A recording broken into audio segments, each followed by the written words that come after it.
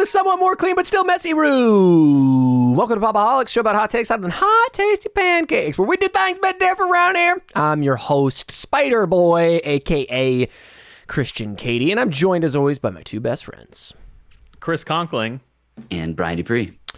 And what have you stumbled upon? Well, for our YouTube watchers, we're giving you some news. Brian's going to deliver the wacky news. For audio feed listeners exclusively, this is the full weekly upload, where we not only do news, we do a section with what we've been consuming and then some community feedback. We also on this channel review and talk about some things. We theme our months, and on the main topic episodes, we talk about stuff around that theme. And this month is Spidey-cember. I'm so sorry, Chris. Spidey-cember. Spidey. He's gonna get it. This is actually his last chance to get it. So Spider-Man-cember. Spider-Man-cember. The Decemberist Spider-Man edition. And we're talking about all things Spider-Man. We reviewed the Amazing Spider-Man 1 and 2, which I didn't think would be as relevant to everything happening. Then we talked about is that too much? I'm sorry. It is what it is. It's Spider-Cember, baby. All right, we'll edit that out. I know. What can Coming in hot. Move on. Move past it. So we're talking about all things Spider-Man. We talked about Spider-Man, Amazing Spider-Man Part 1 and Part 2, those wonderful, cherished films that everybody loves. And we talked about the Into the Spider-Verse Spider-Man. So lots of Sony Spider-Man going on. Which is genuinely beloved. Yeah, and may have a lot to do with other stuff that happens in the world all the time. Say? No one can say for sure. And then we're reviewing this week. We're reviewing Spider-Man No Way Home. And that video is actually going to be available before this video. So it should already be out by the time you're listening to this. And for the podcast listeners, it's hitting the audio feed on Wednesday. But again, we're at the weekly upload. So Brian's going to deliver some news. We got some awesome things to talk about. And we're going to jump right in with Brian's Wacky News Corner. As Christian said, this is Spidey-cember. We've just covered Spider-Man No Way Home as of this having come out. And it is breaking records at the box office. So not only for the pandemic, but also for opening day release, it has grossed $125.5 million at the Friday box office for a projected weekend gross of up to $250 million potentially. This is absolutely gigantic. It's the second biggest opening day, only behind Avengers Endgame at $157.5 million, and the biggest ever for the month of December before adjusting for inflation. So I don't know. This seems beyond everyone's wildest expectations for where we are in the pandemic. Absolutely. And how other movies have been performing.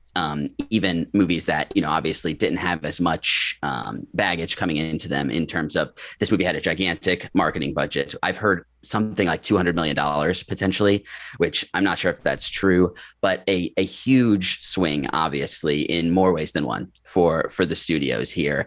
And it's doing pre-pandemic numbers. It's kind of mind-blowing, and it's going to be interesting to see if this legs out. From the critical reaction and most responses, it seems like people are really enjoying this movie, and it's giving them exactly what they're looking for. How do you guys feel about this? We'll obviously be talking about our experiences seeing this movie in the non-spoiler section of our No Way Home review. But how do you feel about this? And what does this say about the future of the franchise? Chris, I know, Chris, I know you want to jump in real quick, but I'm just going to say, Go for it. I got a thing. Go for it. In my experience, there's a fly, by the way, flying around the room right now. In my experience at my movie theater, I think we will see real pandemic numbers after this opening. My theater was 99% maskless. The 1% was me and my fiance and the three dudes in Spider-Man costumes. And there was no circulating air for 30 minutes of the movie. It was hot. What do you mean? There was no air conditioning running, so the air wasn't circulating.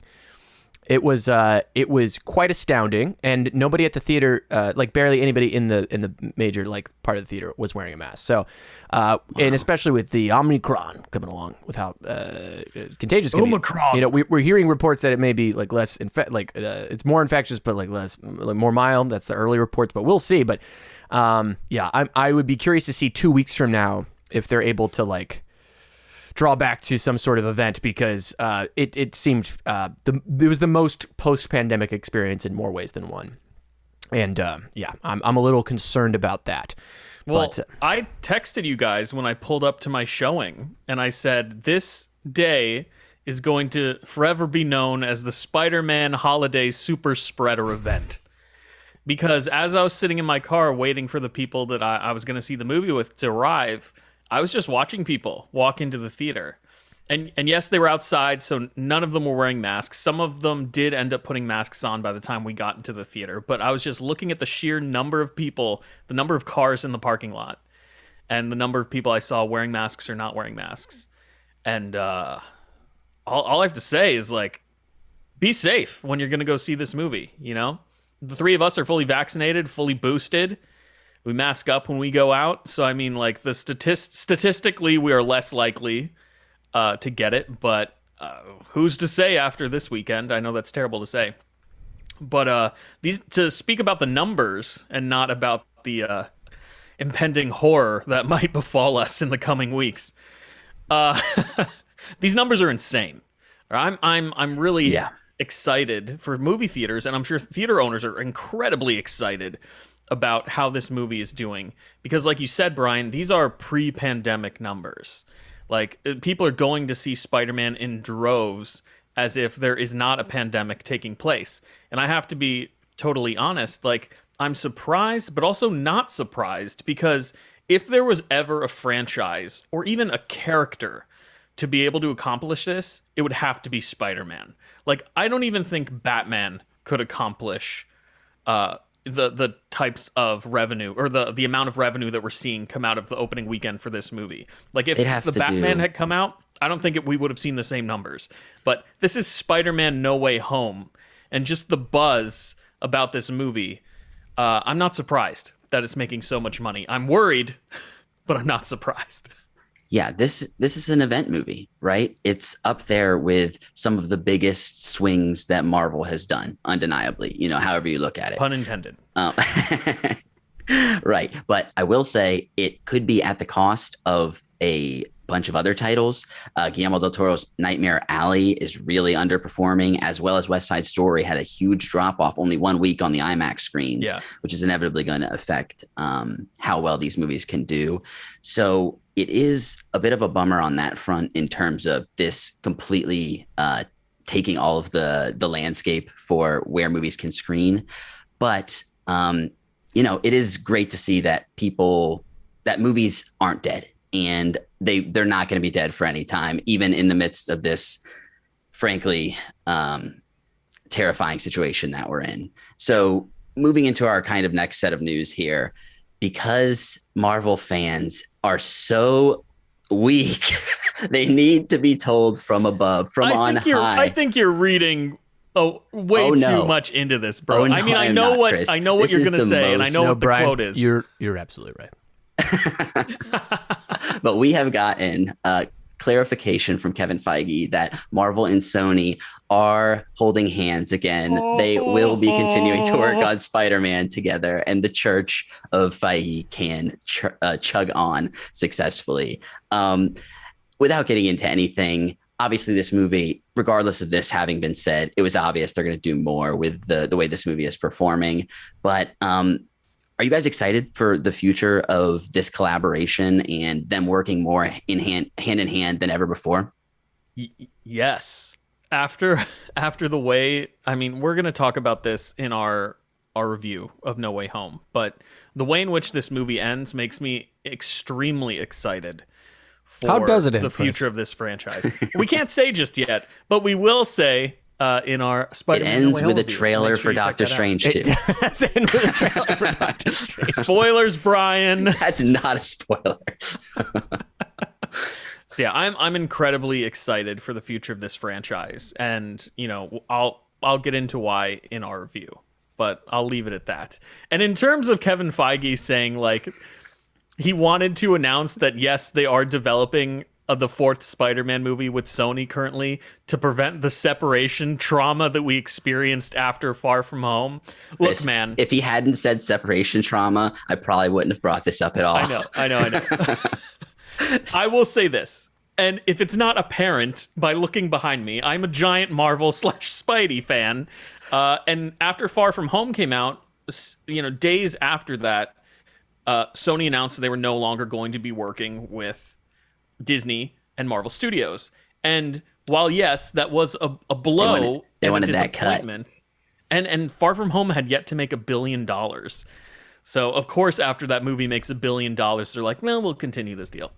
But it was, I wouldn't say that I experienced any type of trauma, but it was disappointing, you know, especially considering that Far From Home ended on a cliffhanger.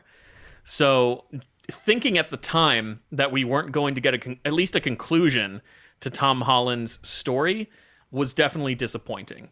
How much of this do you think is kind of like manufactured hip hop beefs? Is it possible this is all a marketing ploy where it's like, oh, we may not get that third Spider-Man. Wait, we're getting that third Spider-Man? Are you serious? And it's going to be what? It totally could be. I don't think so. I'm not that cynical, but it seemed. I don't think I ever truly thought it wasn't going to happen personally. I won't put it past Hollywood to do things like that, because we know that they have done things like that in the past. You know, it's part of the marketing of these particular franchises. I will say, though, based on all the information we knew about what was going on between Sony and Marvel, it did seem very real. Yeah. And it did seem like they did want to cut ties.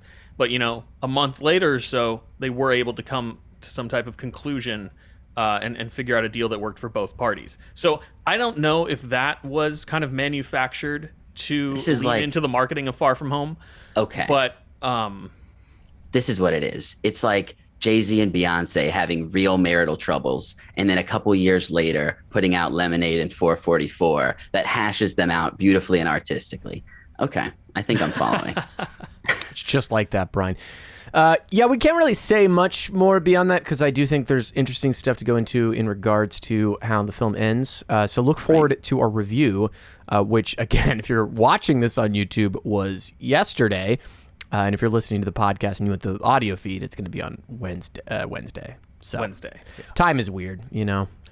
And that's a perfect transition into our next piece of news. The latest show from Tim Burton that is coming to Netflix. It's about Wednesday Addams, and it's entitled Wednesday. And it's just been reported that Danny Elfman, longtime collaborator with Tim Burton, is signed on to do a bunch of music for the show as well. So Elfman will, to the surprise of no one.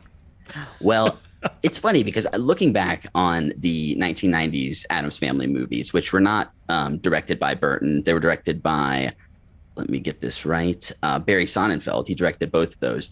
I grew up watching these, and I think they directly influenced me liking kind of like horror and horror comedy and dark type of stuff like that.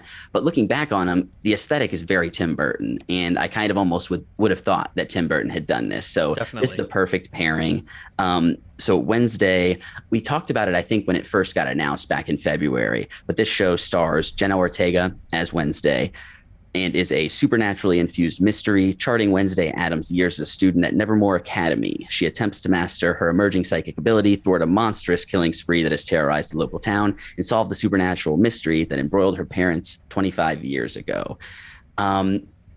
It's kind of vague, but seems like it's going to be, you know, fun stuff to get into there. The two Addams Family movies that are animated that just came out in the last few years, I actually saw with my family for movie night multiple times and had a pretty good time with them. I think I liked the first one a bit more than the second, but I'm always down for some Addams Family fun, and the nostalgia with Tim Burton and Danny Elfman. It seems like there's going to be a good deal for me here. Did you guys grow up watching these movies at all?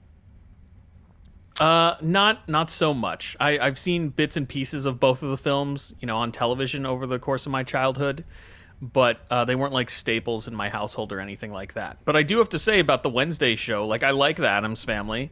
I'm definitely going to check it out. I'm getting kind of Sabrina vibes from how they're describing this show, you know, and both my wife and I really like Sabrina. And you know, this is a tag team that just makes magic together. You know, they can do no wrong, in my opinion, together. So I'm absolutely going to watch this show when it first airs. My fiance loves Wednesday Addams. She's dressed as Wednesday Addams for like 2 Halloweens in a row. So I imagine she's going to be very interested in this based on what I know. Nice. But yeah, I grew up with the Addams Family movies. I think I watched them with you, Brian. Probably. It's definitely a staple. So I've seen them. I don't have a whole lot of emotional attachment to the series. I'm not really into I think that's when I learned that I wasn't into the morbid facets of. So Brian was like, I really dig this. And Christian was like, I don't know about that. It was a learning experience for both of us. Yeah, I've just never been a huge Tim Burton fan. I think my favorite film by him is probably like Batman, if I'm going to be honest. And I don't mind Nightmare Before Christmas, but not a huge Burton fan. I don't. What's the word? Another word for morbid. I don't know. Anyway, I'm stupid. The style is just not my bag, but I'm probably going to watch it. So that's that. And people love him. And I love Elfman. I do. What a weird guy. I like the Spider-Man scores. Well, not the third one, but the first two. I like this. I like the sad music. I don't like the sad, morbid visuals. So at least I'll get half of what I want. It'll be fine. Yeah, so that's Wednesday that will be coming to Netflix at some point with Tim Burton and Danny Elfman reteaming for that. Yeah, like sad days. You know, Wednesday Addams, Thursday Addams, Friday Addams, sad days. All right. From all of our listeners from the 50s, we're going to get... I mean, there has to be like a small demographic, right? I love it. I grew up on Nick at Night. This is amazing. I appreciate that, Christian. It took me a minute to catch on. So that's it for the news proper this week. Moving into, all right, that's it for the news. Just kidding. Just cold-blooded, completely cold-blooded.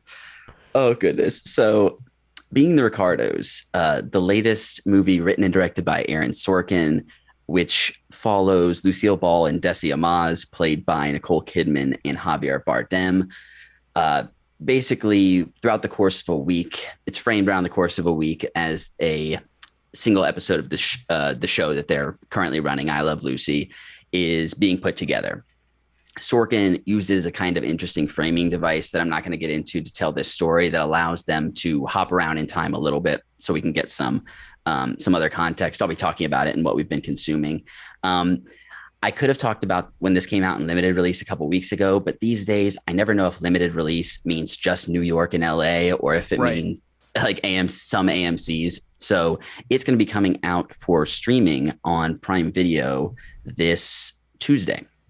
So tomorrow it will be out on Prime Video, largely available. And I'm not sure if it'll go into a bigger release or not, but it could be screening around you right now in theaters as well.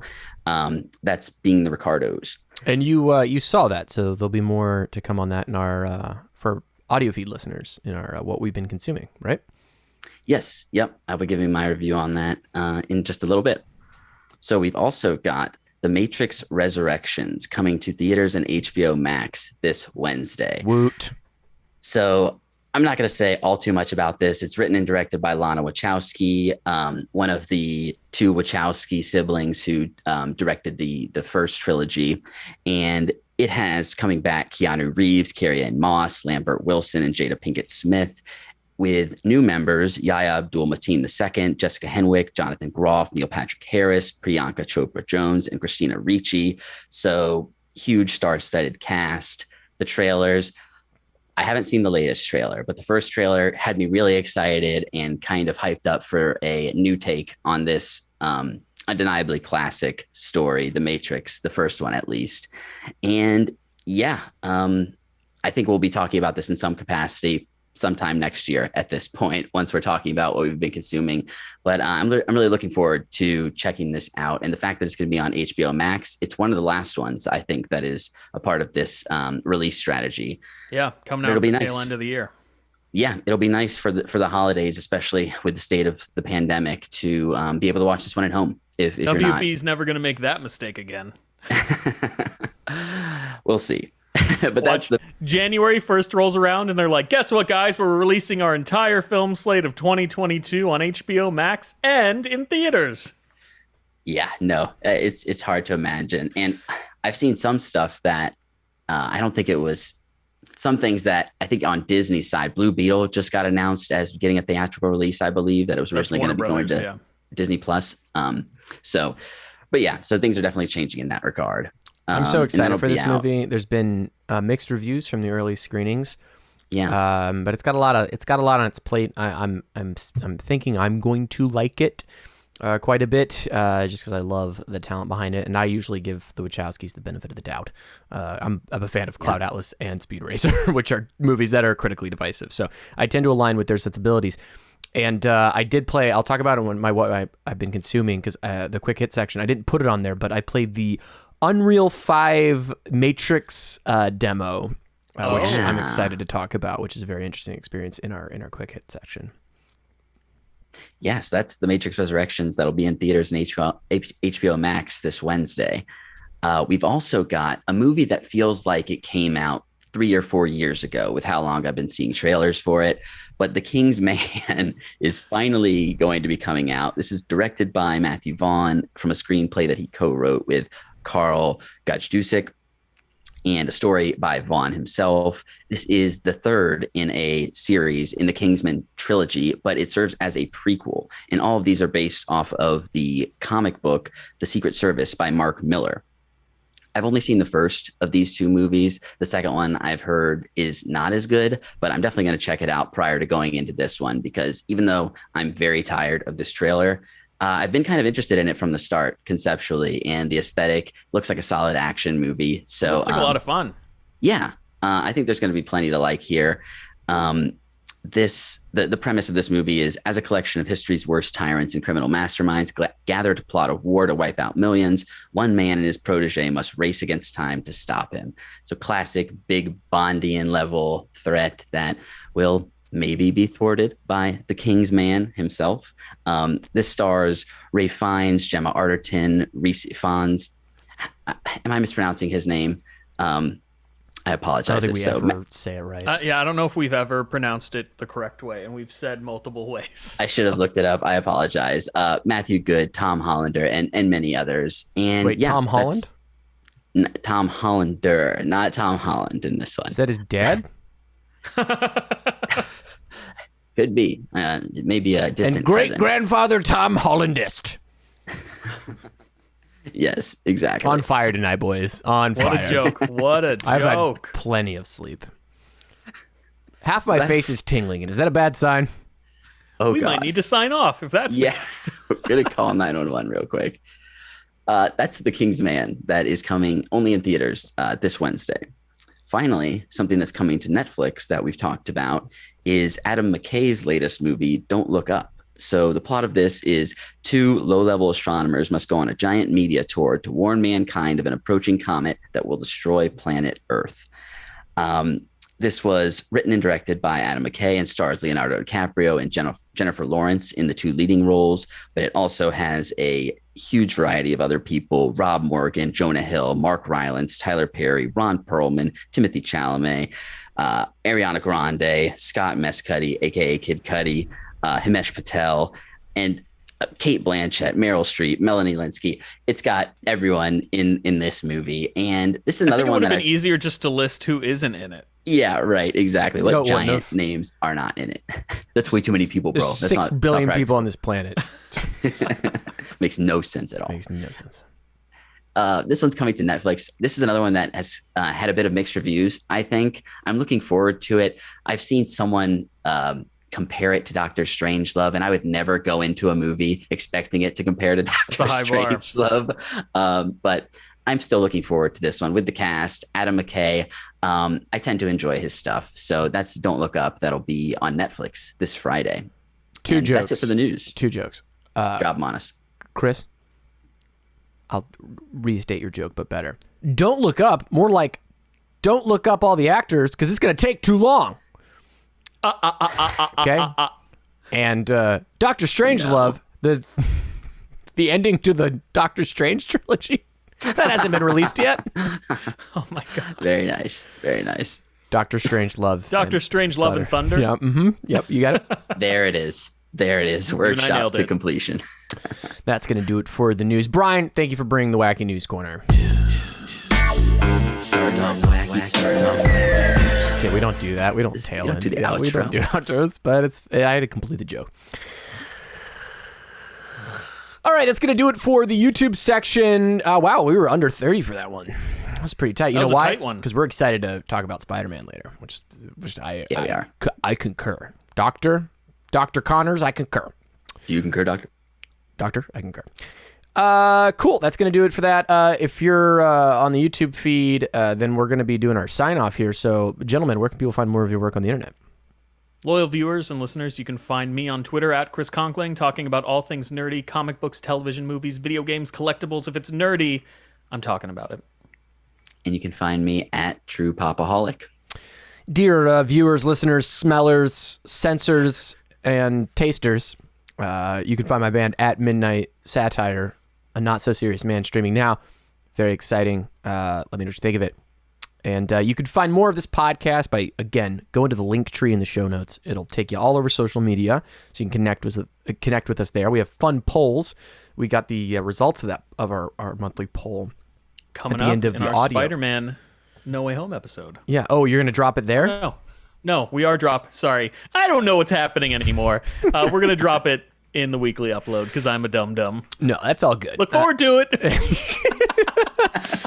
You can vote on those polls on Twitter specifically. I'm going to make this outro as long as I possibly can. There you go. You can email us at popholicscast@gmail.com. Of course, that's my job. You silly goose. Rate us 5 stars on your favorite podcatcher of choice, preferably Apple Podcasts. We'll read your review aloud. So rate it 5 stars. Anything you write, we will say. You want to make me say some dumb stuff, then that's when you do it. I'm Ron Burgundy. But all that is there. And again, check out that Spider-Man No Way Home review. I'm sure it's going to be a lot of fun. It's going to do it for the YouTube section. Bye.